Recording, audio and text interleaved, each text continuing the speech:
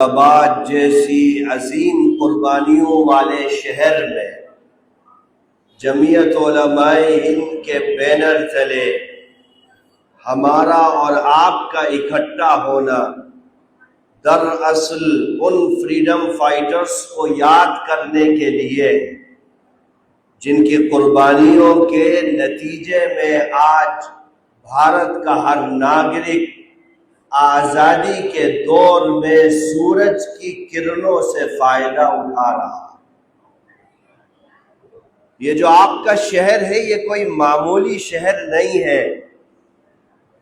کم سے کم میں یہ کہہ سکتا ہوں کہ اگر بھارت کی آزادی سے اہل مراد آباد کی خدمات کو الگ کر دیا جائے تو بھارت میں آزادی کی تاریخ مکمل نہیں ہو سکتی۔ اس شہر کی گلی گلی، محلہ محلہ، سڑکیں، قبرستان، چوراہے اور تاریخی عمارتیں انگریزوں کے خلاف علم بغاوت بلند کرنے والے جیالوں کے نام سے جانی جاتی۔ ہم اپنی بات شروع کریں، آپ دیکھیں گے 1942 میں 10 اگست 1942 میں منڈی چوک میں تاریخی چوراہا ہے۔ مراد آباد کے لوگوں نے یہ طے کیا کہ ہم جھنڈا لگائیں گے، دیش کا جھنڈا لگائیں گے، برٹش گورنمنٹ کے رول کو قبول نہیں کریں گے۔ انگریزی حکومت کی طرف سے اعلان ہوا کہ جو برٹش گورنمنٹ کے خلاف منڈی چوک پر اکٹھا ہوگا اس کو سخت سزا دی جائے گی، اس کے خلاف کریک ڈاؤن کیا جائے گا۔ لیکن جب آپ اس شہر کی تاریخ کو پڑھیں گے، جو جگدیش پرساد شرما نام کا ایک 11 سال کا بچہ، ذرا غور سے سنیے گا، جگدیش پرساد شرما نام کا ایک 11 سال کا بچہ ایک کھمبے پر چڑھتا ہے اور انگریز کے خلاف بغاوت کا اعلان کرتا ہے۔ اس شہر میں جب گولی چلتی ہے تو وہ 11 سال کا معصوم بچہ اپنے سینے پر اس گولی کو لے کر کے آزادی کی شمع کو روشن کر دیتا ہے۔ ایسی قربانیوں سے، ایسی قربانی بھرے واقعات سے اس شہر کی تاریخ بھری پڑی۔ ہم اسی شہر میں ہیں جہاں پر اگر آپ دیکھیں گے تو حضرت شیخ الہند رحمت اللہ علیہ جب مالٹا سے آئے تو ان کا سب سے بڑا استقبال ہوا ممبئی کے اندر۔ جواہر لال نہرو صاحب ہو یا موتی لال نہرو ہو یا اس وقت جتنے فریڈم فائٹرز تھے، وہ شیخ الہند رحمت اللہ علیہ کو ریسیو کرنے کے لیے ممبئی پر پہنچے۔ حضرت شیخ الہند تشریف لائے اور اعلان کیا کہ ملک غلام ہے، محمود حسن کو اس ملک میں جینا تو جینا، مر کر دفن ہونا بھی گوارا نہیں۔ ہم جائیں گے ملک کے کونے کونوں میں، گاؤں دیہات میں، قصبوں میں، شہروں میں، اور جا کر کے یہ اعلان کریں گے کہ لوگوں کھڑے ہو اور اس غلامی کے کالے بادلوں کو اپنے سروں سے دور کرو، ایک پلیٹ فارم پر ایک مشت ہو کر کے آزادی کی صدا لگاؤ۔ تاریخ لکھتی ہے کہ شیخ الہند کا ایک گرانڈ ویلکم ممبئی میں ہوا، اور وہی شیخ الہند جب آپ کے شہر میں آتا ہے، مراد آباد میں آتے ہیں، تو یہاں کے لوگ ایک بگی بنواتے ہیں، حضرت شیخ الہند کو اس بگی پر بٹھاتے ہیں۔ شیخ الہند کون؟ اس ملک کے اندر سلک موومنٹ چلانے والے، تحریک ریشمی رومال کے روح رواں، افغانستان میں ایک جلا وطن حکومت بنا کر کے راجہ مہندر پرتاپ سنگھ جی کو اس کا صدر بنانے والے کون شیخ الہند دارالعلوم دیوبند کے پہلے اسٹوڈنٹ، کون شیخ الہند جس کے ہزاروں نہیں بلکہ لاکھوں شاگردوں نے اپنی جانوں کا نذرانہ پیش کر کے اس ملک کی آزادی کو یقینی بنایا، وہ شیخ الہند جب مراد آباد میں آتے ہیں تو آپ کے پوروج، آپ کے بڑے ایسا ویلکم کرتے ہیں، اتہاس میں کسی لیڈر کا نہیں ہوا ہوگا۔ ایک بگی بنائی جاتی ہے، شیخ الہند کو اس بگی پر بٹھایا جاتا ہے اور مراد آباد کی گلیوں میں، محلوں میں یہاں کے جیالے اس بگی کو اپنے کندھوں پر اٹھا کر کے لے جاتے ہیں اور شیخ الہند سے کہتے ہیں کہ ہم آپ کو پیدل زمین پر چلنے نہیں دیں گے۔ یہی وہ مراد آباد ہے جس نے 1857 میں رامپور کے نوابوں کی بغاوت کے بعد بھی، بریلی کے اطراف میں نوابوں کی بغاوت کے بعد بھی بھارت کی زمین سے وفاداری کو نہیں چھوڑا، پھانسی کے پھندوں پر جھول گئے، اپنے سینوں میں انگریز دشمن، ملک دشمن انگریز کی گولیوں کو دفن کر لیا، لیکن اپنی وشال پرمپرا کے ساتھ سمجھوتا نہیں کیا۔ اسی لیے میں نے عرض کیا کہ مراد آباد کی تاریخ کو شمار کیے بغیر بھارت میں آزادی کے اتہاس کو مکمل نہیں کیا جا سکتا۔ آگے بڑھیے، علامہ کفایت علی کافی بڑے اللہ والے آدمی تھے، بہت اللہ نے ان کو جنون اور جذبہ دیا تھا۔ حضرت شاہ عبدالعزیز محدث دہلوی رحمت اللہ علیہ نے 1803 سے دلی میں اعلان کیا کہ آج ہمارا ملک غلام بن چکا ہے، اس ملک کی آزادی کے لیے جہاد کرنا، جہاد کرنا ہر مسلمان پر فرض ہے۔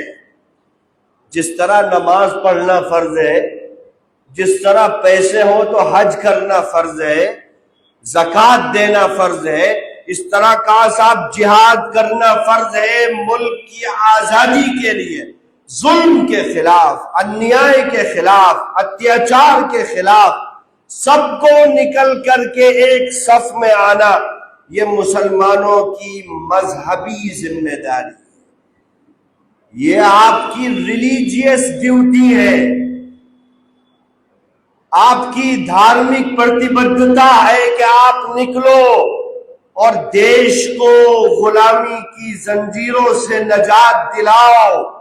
اس اعلان کے بعد علامہ کفایت علی کافی نے مراد آباد میں سب سے پہلے اعلان کیا کہ صاحب انگریز کے خلاف لڑنا ہر بھارت کے ناگرک کی، ہر مراد آباد کے شہری کی دھارمک ذمہ داری۔ چنانچہ علامہ کو گرفتار کیا گیا، پولیس چوکی کے سامنے چوراہے پر اسٹیج لگا کر کے علامہ کو پھانسی دے دی گئی، اور تاریخ لکھنے والا لکھتا ہے کہ جب علامہ کفایت علی کافی پھانسی کے پھندے کو چوم رہے تھے تو ان کے چہرے پر ایسی مسکراہٹ تھی، ایسا لگ رہا تھا کہ کوئی بہت محبوب شے وہ حاصل کرنے والے ہیں، اور ہنستے کھیلتے مسکراتے پھانسی کے پھندوں کو چوم گئے اور آنے والی نسلوں کو یہ پیغام دے کر کے گئے کہ ظلم کے خلاف، انیائے کے خلاف، تشدد کے خلاف کبھی بھی مراد آباد کے لوگوں کو بیٹھنا نہیں ہے، بلکہ ہر ظلم کا جواب اس سے 10 گنا زیادہ طاقت کے ساتھ دینا۔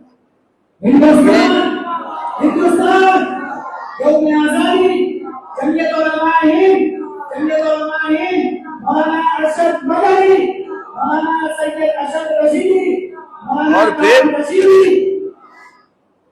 اور پھر آپ تو میں شروعات مراد آبادی سے کر رہا ہوں چونکہ ہم مراد آباد کے ہی لوگ ہیں۔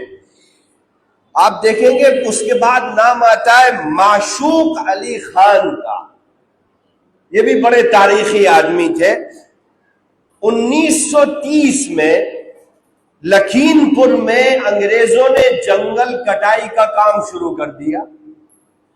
جتنے جنگل ہے لکھیم پور کے قریب میں سب کو کاٹنا شروع کر دیا. اس کے خلاف ستیہ گرہ کیا گیا. اس ستیہ گرہ میں معشوق علی خان پہلی پنکتی میں کھڑے نظر آئے. مراد آباد کی تاریخ جن لوگوں نے لکھی ہے وہ نقل کرتے ہیں کہ یہ معشوق علی خان ہر تحریک میں لیڈنگ پوزیشن پہ ہوا کرتے تھے. انہوں نے اپنی جائیدادوں پر کوئی نظر نہیں ڈالی. انہوں نے بھارت کی آتما پر سمجھوتا نہیں کیا اور اپنا سب کچھ اس دیش کی آزادی کے لیے قربان کر دیا. مراد آباد کی تاریخ میں یہ بھی ایک ایتہاسک نام. اور نواب مجو خان کو تو لوگ جانتے ہیں. آپ جاؤ گل شہید پر، وہ اتنا بڑا قبرستان ہے. گل شہید کی زمین کو اس شہر کے جیالوں کے خون سے لال کر دیا گیا. ایک نہیں دسیوں لوگوں کو شہید کیا گیا. نواب مجو خان کی لاش کو 2 ہاتھیوں کے پیروں میں باندھ دیا گیا اور ان کو چلا کر کے ان کے جسم کو بیچ سے 2 حصوں میں تقسیم کر دیا. لیکن وہ اس مٹی کا ایسا سپوت تھا کہ اس نے انگریزوں کے سامنے سرنڈر نہیں کیا. یہ مراد آباد کے لوگوں کی تاریخ ہے. اور پھر بڑا ظلم ہوگا اگر میں مدرسہ شاہی کا ذکر نہ کروں. آپ رولٹ ایکٹ کو پڑھیے جس میں یہ کہا گیا کہ بغیر کسی انویسٹیگیشن کے مولانا جیسی شکل و صورت کا جو آدمی ملے گا اس کو پکڑ کر کے جیل میں ڈال دیا جائے گا اور اس کے خلاف مقدمہ چلایا جائے گا. یہ مدرسہ شاہی 6 مہینے کے لیے بند کر دیا گیا. سارے ٹیچرز، سارے اسٹوڈنٹ بھارت کی آزادی کے لیے جیلوں میں چلے گئے. مولانا محمد میاں رحمت اللہ علیہ تاریخی آدمی جس نے بھارت میں علماء کے کردار پر، اسلاف کے کردار پر بڑی عظیم تاریخی کتاب لکھی ہے، اس نے بھی انگریزوں کے خلاف بغاوت کی. اور مدرسہ شاہی کی جڑی ہوئی اس وقت کی پوری قیادت نے بھارت کو آزاد کرانے میں جو کنٹریبیوشن دیا ہے وہ آب زر سے لکھنے کے قابل ہے. اسی لیے میں کہتا ہوں کہ مراد آباد کے جیالوں کے ذکر کے بغیر بھارت میں آزادی کے اتہاس کو پورا نہیں کیا جا سکتا. اب بات کرتے ہیں جمعیت علماء ہند کی. یہ بات آپ کے سامنے آئی کہ حضرت شاہ عبدالعزیز محدث دہلوی رحمت اللہ علیہ نے اعلان کیا کہ صاحب ملک غلام ہو چکا ہے. اس اعلان کے بعد علامہ کفایت صاحب نے اعلان کیا. اس کے بعد ایک وائے سرائے آئے تھے 1969 میں، لارڈ میو. ان کو برٹش گورنمنٹ نے بھیجا. اس وقت کا سب سے پاورفل آدمی تھا بھارت کا، وائے سرائے. اس نے ایک کمیٹی بنائی. اس کمیٹی کا نام تھا ولیم ولسن ہنٹر کو اس کا لیڈر بنایا اور ہنٹر کمیٹی کے نام سے اس کو ہسٹری میں نام دیا گیا. اور اس ہنٹر کمیٹی کا پہلا کام یہ تھا کہ لارڈ میو نے اس سے کہا کہ بھائی صاحب آپ پورے بھارت کا دورہ کرو. اس وقت بنگلہ دیش بھی بھارت ہی تھا، پاکستان بھی بھارت تھا، نیپال بھی بھارت تھا. ان سے کہا گیا کہ صاحب بنگال سے شروع کرو اور اس دیش کے ہر ضلع میں، ہر شہر میں جاؤ اور یہ پتہ لگاؤ کہ کیا بھارت کا مسلمان انگریزوں کے خلاف جہاد کرنا اپنی مذہبی ذمہ داری سمجھتا ہے. کیا بھارت کا مسلمان انگریزوں کے خلاف علم بغاوت بلند کرنا اپنی ریلیجیس ڈیوٹی سمجھتا ہے؟ آپ جاؤ اور رپورٹ وائے سرائے کو پیش کرو.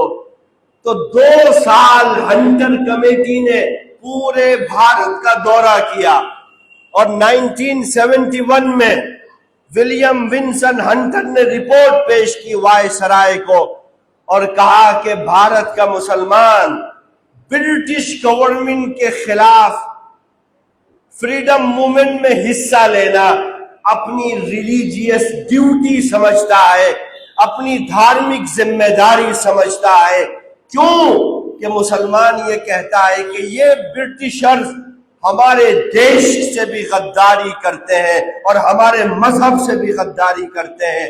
ये सिर्फ हमारे मुल्क के ही गुलाम नहीं है, बल्कि मुल्क में जितने भी रिलीजन हैं, जितनी भी कास्ट हैं, जितनी भी मान्यताएं हैं और भारत की जो विशाल परंपरा है, ये उसके भी मुखालिफ हैं।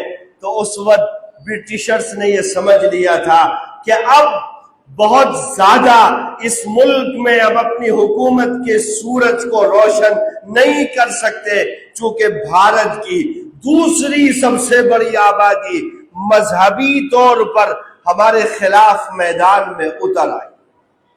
आप समझिए ये कोई संयोग नहीं है। कहां 1803 का ऐलान, कहां 1969 में सर्वे कमेटी का इंतखाब और फिर 1871 में उस सर्वे कमेटी का ऐलान। इस देश का मुसलमान मुल्क की आजादी के लिए हर कदम पर सबसे पहली पंक्ति में खड़ा नजर आया है। इसीलिए हम ये बात कहते हैं कि जो लोग आज मुसलमानों से वफादारी का सबूत मांगते हैं, तो बड़ी अच्छी बात कही है मुनव्वर राना ने, मरहूम हो गए, कि सर फिरे लोग हमें दुश्मने जां कहते हैं। सर फिरे लोग हमें दुश्मने जां कहते हैं, हम जो इस मुल्क की मिट्टी को भी मां कहते हैं। तुझको ए खाके वतन मेरे तयम्मुम की कसम, तू बता दे तुझे सजदों के निशान कहते हैं। हिंदुस्तान और आजादी जमीयत उलमा हिंद, जमीयत उलमा हिंद, मौलाना काब रशीदी, मौलाना काब रशीदी। और फिर 1871 में इस ऐलान के बाद लगभग ये तय हो चुका था कि अब अंग्रेज इस मुल्क में ज्यादा हुकूमत नहीं कर सकता। मरनोपरान खान अब्दुल गफ्फार खान हो या मुजाहिद मिल्लत मौलाना हिफ्जुर रहमान हो या शेखुल इस्लाम मौलाना हुसैन अहमद मदनी हो या महात्मा गांधी हो, इन सब ने मिल करके इस एक प्लेटफॉर्म पर कौम को जमा किया कि देख लो, अगर धर्म की अलग अलग रंग की दीवारों को अपने बीच में खड़ा करोगे तो तुम्हारी नस्लें भी इस मुल्क को अंग्रेजों की गुलामी से आजाद नहीं करा पाए। और फिर आज बड़े दर्द के साथ में, तकलीफ के साथ में ये कहना पड़ता है कि लोग हमसे हमारी वफादारी का सबूत मांगते हैं। साहब, अद्भुत इतिहास है।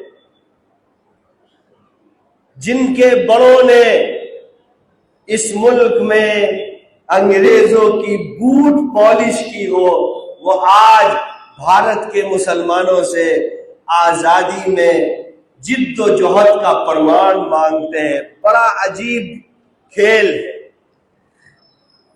लेकिन मुसलमानों और मैं सब लोगों से कहता हूं कि आप अपने दिल को कमजोर मत करिए। एक दौर है, हालात हैं, सियाह बादल है, एक रात है, एक दिन आएगा बादल भी छट जाएंगे, रात भी चली जाएगी, दौर भी बदल जाएगा। आपके बड़ों ने जो खून इस मिट्टी के लिए कुर्बान किया है, वो खून बेकार नहीं जाएगा।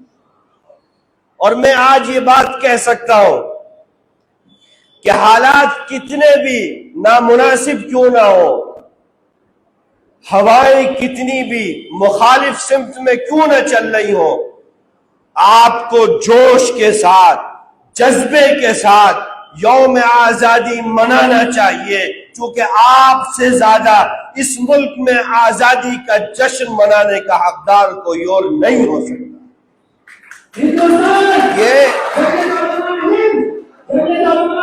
یہ آپ کی جماعت کی خدمات ہیں. جاؤ شیخ الہند کو پڑھو جس نے یہ کہا کہ اگر میرا جسم جواب دے جائے گا، میرے ہاتھ پیروں میں طاقت نہیں ہوگی، تو میں اپنے شاگردوں سے کہوں گا کہ مجھے چارپائی پر لٹاؤ اور میری چارپائی کو لے کر کے اس ملک کے گاؤں گاؤں میں جاؤ. میں ہر گاؤں میں جا کر کے یہ اعلان کروں گا کہ انگریز کی غلامی حرام ہے. آپ پڑھیے مولانا ابوالکلام آزاد کو پڑھیے. ہمارے حضرت مولانا اختر الاسلام صاحب ابھی بڑی خوبصورت ان کا ذکر کر رہے تھے، بڑے عمدہ واقعے کے ساتھ. امام الہند، بھارت رتن مولانا ابوالکلام آزاد. آپ ڈاکٹر امبیڈکر کو پڑھیے.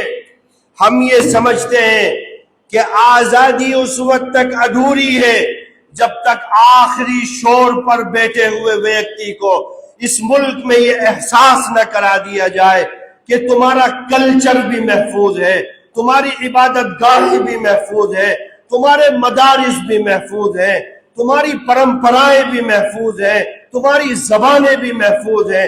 جب تک یہ احساس بھارت کے ایک ایک ناگرک کو نہیں ہو پائے گا، اس وقت تک گاندھی، مولانا آزاد اور ڈاکٹر امبیڈکر کا خواب شرمندہ تعبیر نہیں ہو پائے.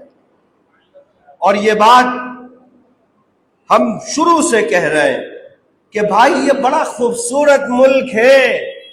دنیا میں آپ کو ایسا ملک نہیں ملے گا جہاں پر دھارمک وبھنتاؤں میں ایکتا، راجنیتک وبھنتاؤں میں ایکتا، سانسکرتک وبھنتاؤں میں ایکتا، انیکتا میں ایکتا والا ملک آپ کو دنیا میں کہیں نہیں ملے.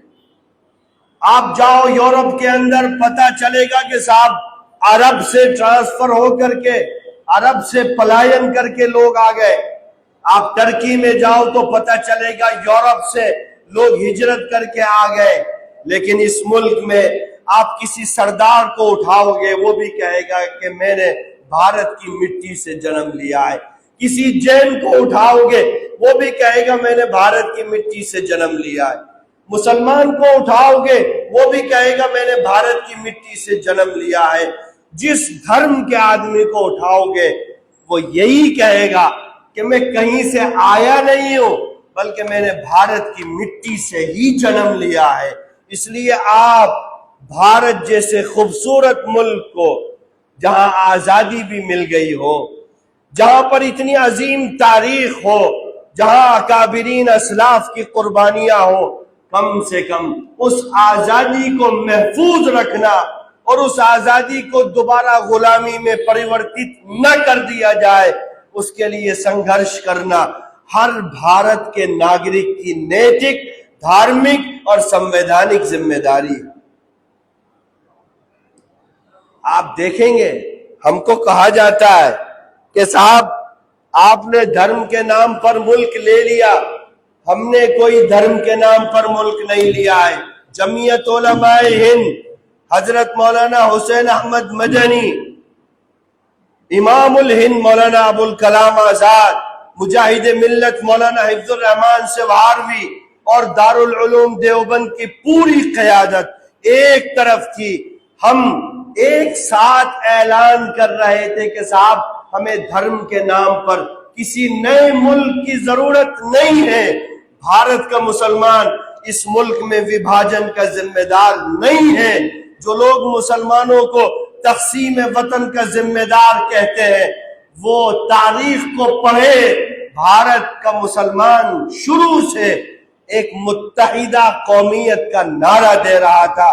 مولانا آزاد کی اس تقریر کو سنو جامع مسجد کی، جب انہوں نے کہا تھا کہ مسلمانوں، جو لوگ جناح کی تقریر میں سے متاثر ہو کر بوریا بستر لے کر کے جا رہے تھے، مولانا آزاد نے کہا تھا صاحب اس ملک میں ہمارے بڑوں کی بنائی ہوئی مساجد ہیں، مزاریں ہیں، خانقاہیں ہیں، عیدگاہ ہیں، ہماری عظیم تاریخ ہے. بتاؤ ان آسمان کو چھوتے ہوئے میناروں کو کس کے حوالے چھوڑ کر کے جا رہے. مولانا آزاد نے کہا تھا بتاؤ ہزاروں بیگھہ زمین میں پھیلی ہوئی عیدگاہوں کو کس کے حوالے چھوڑ کر کے جا رہے ہو؟ بتاؤ. خواجہ معین الدین چشتی رحمت اللہ علیہ، خواجہ اجمیری رحمت اللہ علیہ، خواجہ بختیار کاکی رحمت اللہ علیہ، حضرت نظام الدین اولیاء رحمت اللہ علیہ، ان کے عظیم تاریخی مزاروں کو بتاؤ کس کے نام پر چھوڑ کر کے جا رہے ہو؟ ہم نے شروع سے تقسیم کی مخالفت کی تھی. آپ دیکھ لو، ہم نے کہا تھا کہ قومیں وطن سے بنتی ہیں، قومیں مذہب سے نہیں بنتی ہیں. اور جناب رسول اللہ صلی اللہ علیہ وسلم نے جو ریاست مدینہ بنائی تھی وہ بھی وطن کی بنیاد پر بنائی تھی، مذہب کی بنیاد پر نہیں بنائی تھی. مذہب کے نام پر ایک ملک بنا، لیکن 25 سال بھی وہ اپنی شکل پر باقی نہیں رہ سکا. حالانکہ دھرم بھی ایک ہے، مسلک بھی ایک ہے، طریقہ کار بھی ایک ہے، لیکن 25 سالوں میں وہ ملک 2 ملکوں میں تقسیم ہو گیا. دنیا نے تسلیم کیا کہ جمعیت علماء کا جو نظریہ تھا وہ ایسا مسلم نظریہ تھا جس کے سامنے تمام فکر اور تمام نظریے کے لوگوں نے بعد میں سرنڈر کیا. یہ آپ کا اتہاس. تو اس لیے صاحب، تقسیم وطن کی مالا ہماری گردن میں ڈالنا اور ہم سے وفاداری کا ثبوت مانگنا، یہ اس دیش میں سب سے بڑا انیائے ہوگا. میں آخر کی 2 باتیں ذکر کر کے اپنی بات ختم کرتا ہوں. آج کل مسائل ہیں ملک کے اندر پولیٹیکل، سوشل، اکنومیکل بھید بھاؤ چرم سیما پار کر چکا ہے. لیکن میں جمعیت علماء کے لوگوں سے یہ بات عرض کرتا ہوں کہ ہمارے بڑوں نے اس سے سخت دور میں پیار و محبت کے شمع کو جلایا ہے. آپ کیا سمجھتے ہیں؟ آپ یہ جو ہمارے سر پہ ٹوپی ہے، اس کے بعد جب ہم کو یہ مالا پہنائی جاتی ہے کہ ہم نے دھرم کے نام پر ایک ملک بنا لیا ہے، اس کے بعد آزادی کے 79 سال کی اس لمبی یاترا میں ہمارے چہرے پر داڑھی ہے، ہمارے سر پر ٹوپی ہے، ہماری مسجدوں سے اللہ اکبر کی صدائیں بلند ہو رہی ہیں. یہ میری اور آپ کی قربانیاں نہیں ہیں، یہ ان اکابرین کی، ان علماء کی قربانیاں ہیں جنہوں نے اپنے بچوں کو یتیم کیا، اپنی عورتوں کو بیوہ کیا، دنیا میں سب کچھ لٹا دیا اور فقیری میں اس دنیا سے چلے گئے، لیکن بھارت کو ایک ڈیموکریسی کے روپ میں دنیا کے نقشے پر ثابت کر کے گئے اور یہ کہا کہ یہ ملک ہندو اسٹیٹ نہیں ہے، یہ ملک مسلم اسٹیٹ نہیں ہے، یہ ملک سیکولر اسٹیٹ ہے. اس میں سنویدھان کی شروعات کسی شلوک سے نہیں ہوتی ہے، کسی آیت سے نہیں ہوتی ہے، بلکہ سنویدھان کے پریامبل کو شروع کیا جاتا ہے وی دا پیپل آف انڈیا، ہم بھارت کے لوگ. یہ بتایا گیا کہ بھارت کسی اسپیسیفک وچار دھارا اور کسی مخصوص رنگ اور مذہب کی وراثت نہیں ہے، بلکہ اس ملک میں پیدا ہونے والے ہر شہری کو آزادی ہوگی مذہبی اعتقاد کو لے کر کے، فکری اعتقاد کو لے کر کے، زبان کے مسئلے کو لے کر کے. آج جو لوگ اس ملک کو ہندو راشٹر بنانے کی بات کر رہے، وہ حقیقت میں بھارت کے لیے ہندو راشٹر کی ڈیمانڈ کرنا یہ سویم راشٹر دروہ ہے، یہ سویم بھارت کے سنویدھان کی آتما پر حملہ ہے. جب ایک ملک کو سیکولر اسٹیٹ آپ کہہ رہے ہو ہندو راشٹر بناؤ، کل کوئی کہے گا سکھ راشٹر بنا دو، کوئی کہے گا صاحب بدھسٹ راشٹر بنا دو، کوئی کہے گا جین راشٹر بنا دو. آپ کتنے بناؤ گے بھائی صاحب؟ اسی لیے مہاتما گاندھی نے کہا تھا وہ حیدری منزل سے وہ چٹھی جو اندھیرے میں، رات کے اندھیرے میں مہاتما گاندھی نے پنڈت جواہر لال نہرو کو لکھی تھی، اس چٹھی کو پڑھو، اس میں گاندھی کہتے ہیں ابھی آزادی کا سپنا ساکار نہیں ہوا ہے، ابھی آزادی کو دھراتل پہ اتارنے کے لیے اور سنگھرش کرنا پڑے گا۔ آپ گاندھی کو پڑھ لو، آپ سوامی وویکانند کے دیش میں رہنے والے لوگ، جس نے کہا کہ صاحب دنیا میں کہیں پر کسی پر بھی ڈسکریمنیشن ہو وہ بھارت میں آ جائے، بھارت اس کے لیے اپنی پلکوں کو بچھا دے گا۔ اگر سوامی وویکانند کے دیش میں چوراہے پر ایک آدمی کو صرف اس لیے مار دیا جائے کہ وہ اللہ اکبر اور لا الہ الا اللہ کا کلمہ پڑھتا ہے، تو یاد رکھنا ابھی گاندھی کی قربانی مکمل نہیں ہوئی ہے، ابھی آزادی ادھوری ہے۔ آزادی اسی وقت مکمل ہوگی جب ڈاکٹر امبیڈکر کے سمویدھان کی لائنوں کو اس دیش میں لاگو کر دیا جائے، دلتوں کے ساتھ اتیاچار بند ہوگا، آدیواسیوں کے ساتھ انیائے بند ہوگا، اور نئے نئے طریقوں سے زمینوں کو ہڑپا نہیں جائے گا، کھیتیوں کو لوٹا نہیں جائے گا، ووٹوں کو کاٹا نہیں جائے گا، تو صحیح معنی میں آزادی مکمل ہوگی۔ آج کا یہ دن جہاں ایک طرف ہمیں اپنے اکابرین کی قربانیاں یاد دلاتا ہے، وہیں دوسری طرف ان قربانیوں کو مشعل راہ بنا کر کے آگے ظلم اور جبر کے خلاف لڑنا بھی سکھاتا ہے، انیائی کے خلاف کھڑا ہونا بھی سکھاتا ہے۔ اس لیے بڑی خوبصورت بات کسی نے کہی ہے کہ اپنے اسلاف کی کردار کی تاریخ کو لکھو، اس سے اخلاف کی افزائش قد ہوتی ہے۔ میں سمجھتا ہوں کہ جمعیت علماء ہند سے جڑے ہوئے سبھی افراد گاؤں میں، گلیوں میں، محلوں میں جائیں گے اور ان اسلاف اور اکابرین کی خدمات کو، قربانیوں کو گھر گھر تک، محلے محلے تک پہنچائیں گے، تاکہ لوگوں کو یہ پتہ چلے کہ ہمیں الگ کر کے بھارت کی آزادی کی تاریخ کو مکمل نہیں کیا جا سکتا۔ اگر آپ سے کوئی پوچھے کہ آپ نے ملک کو کیا دیا ہے تو میں نے بہت کچھ بتایا، دو باتیں اور عرض کر دوں۔ آپ سے پوچھا جاتا ہے صاحب آپ نے تو کچھ بھی نہیں کیا، آپ نے تو دھرم کے نام پر ایک ملک بنا دیا۔ آپ پڑھنا اس وقت کی ووٹنگ کو کہ کن لوگوں کو ووٹ دینے کا ادھیکار تھا، بھارت کے عام ناگرک نے کسی ملک کی ڈیمانڈ نہیں کی۔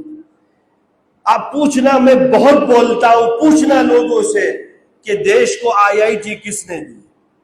جب بھارت کے لوگوں کے پاس ہوائی چپل پہننے کو نہیں تھے تو آپ کے لیڈر مولانا ابوالکلام آزاد کھڑگپور میں IIT کی بنیاد رکھ رہے تھے۔ بھارت کے ایجوکیشنل انسٹیٹیوٹ کو دیکھ لو، IIT کو ہٹا دو تو آپ 300 میں بھی کہیں شامل نہیں ہو۔ آپ پوچھو دنیا سے، یونیورسٹی گرانٹ کمیشن کس نے بنایا؟ سائنس سے جڑے ہوئے اداروں کو کس نے بنایا؟ آپ مسلمانوں سے وفاداری کا ثبوت مانگتے ہو۔ رکشا کے شیتر میں بھارت کو آتم نربھر بنانے والے، آج دنیا کے نقشے پر بھارت آنکھ میں آنکھ ڈال کے بات کرتا ہے، چاہے وہ پاکستان ہو، چاہے وہ اور دوسرے ملک ہو۔ کیوں؟ بھارت ایک ایٹمی طاقت ہے، ایک ایٹمی پاور ہے جس کو دنیا نظر انداز نہیں کر سکتی۔ اس ملک کو ایٹم بم دینے والے ڈاکٹر APJ عبدالکلام تھے۔ اگر آپ ان کے دھرم پر بات کرو گے، کسی رنگ پر بات کرو گے، بات بہت دور تک چلی جائے گی۔ اس لیے جوانوں کو، نئی نسل کو سامنے آنا چاہیے، اور ملک میں جو نفرت پھیلائی جا رہی ہے، جو عداوت اور دشمنیاں پھیلائی جا رہی ہیں، جو سیاہ بادل ہیں، ان کو ختم کر کے ایک نئے سورج کو طلوع کرنا ہے۔ اللہ تعالی ہمیں اور آپ کو ہماری اسی